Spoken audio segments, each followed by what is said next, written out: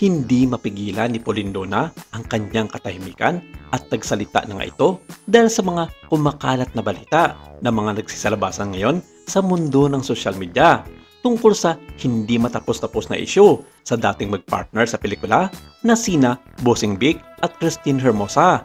Might as well, marami din ang mga lumalabas sa mga payagan at maging sa mga pangunahing showbiz media platforms online na hiwalay na nga sina Oyoboy Soto at ng kanyang buting asawa na si Christine Hermosa. At ito nga ay sa pag-amin di mano mismo ni Dieter Ocampo sa pagkakaroon nila ng anak ng kanyang jowa noon na si Christine, bagamat hindi nagbanggit ng pangalan pero alam naman nila na para kay Christine Hermosa ang lahat ng kanyang mga sinasabi nang makapanayam siya ng batikang showbiz reporter at host na si Corina Santes sa programa nito sa Net25 na Corina Interview na inere nito lamang October 28, 2023 sa nasabing TV station.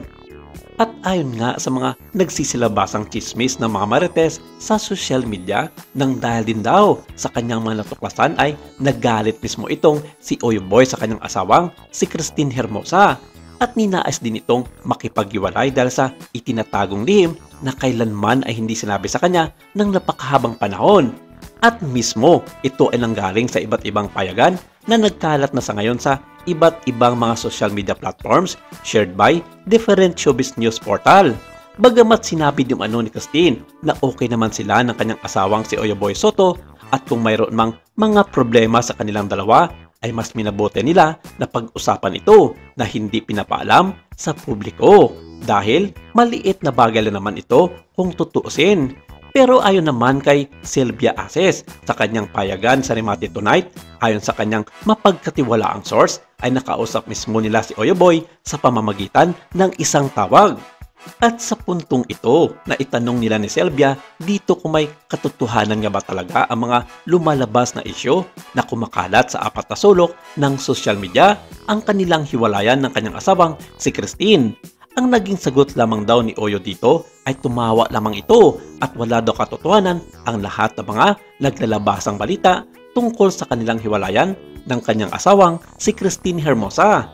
Bagamat inamin niya mismo at hindi itinatago sa publiko ng anak niya ng si Kiel ay adopted son lamang nila ng kanyang asawa at siya mismo ang magpapatunay tungkol dito. Ayon pa sa kanya, huwag na lang daw pansinin ang mga chismis at baka inggit lang daw ang umiiral sa mga ito, lalong-lalo na sa mga nagpapakalat na malitang hiwalay na sila ng kanyang asawa na si Christine Hermosa. Masaya raw sila ng kanyang asawa at maayos na maayos pa rin ang kanilang pagsasama sa kabila ng mga pagsubok na kanilang hinarap sa kanilang buhay araw-araw. At take note daw na kahit kailanman ay hindi raw naglihim sa kanya ang kanyang asawang si Christine. At kung magkatampuhan man daw sila, ay hindi ito tungkol sa mga isyu na kumakalat tungkol sa kanilang buong pamilya.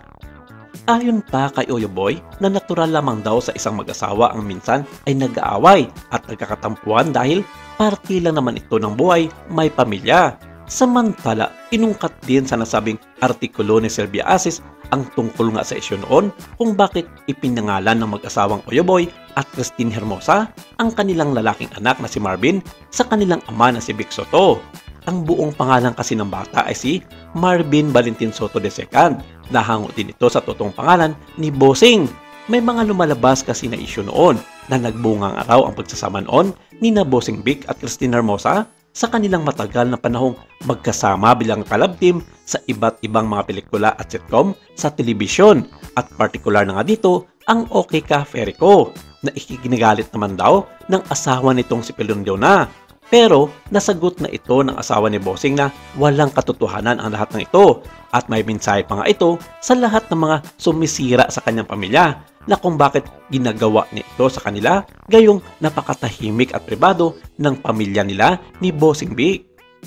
At kung matatandaan, naging leading-lady ni Bossing itong asawa ng kanyang anak na si Oyoboy na si Christine Hermosa sa ilan sa kanyang mga pelikula noon sa mga panahong kasikatan pa ni Christine sa kanyang movie career. Alam naman ng lahat daw na may pagkapelikero nga itong si Bossing pagdating sa kanyang mga naging leading lady at hindi pinapalampas nito ang mga oportunidad na ligawan ang mga ito. Sino lang ba ang mga nakasama ni Bossing sa kanyang movie career ang hindi naliling sa kanya? Di ba wala? halos lahat raw pinapatos. Ito kasi ang mga katanungan ng taong bayan, kung kaya't hindi mawala sa isipan ng mga ito ang tungkol sa totoong naging anak ni Bossing Vic at Christine Hermosa. At sa puntong ito, walang sagot na nakuha ang grupo nila Sylvia Aces ang tungkol dito at maging sa kampo ni Polindona ang naging tikom ang bibig sa isyong ito. Sa inyong palagay, tama nga ba ang mga pagdududa ng ilang mga netizens ang tungkol sa naging relasyon ni Bossing Vic at Christine Hermosa?